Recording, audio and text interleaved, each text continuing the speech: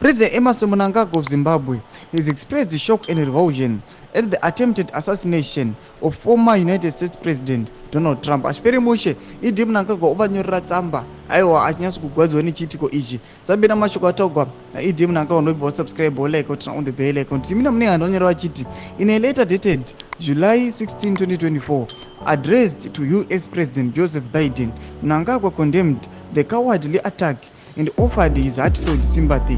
Zimbabwe followed the news of the attack on the former United States of America president and presumptive Republican Party presidential candidate Mr. Donald Trump with the shock and revulsion, Mnangagwa wrote. On behalf of the government and people of the Republic of Zimbabwe, and indeed on my own behalf, I wish to extend to my heartfelt sympathy and condemnation of the cowardly attack which also led to the loss of life.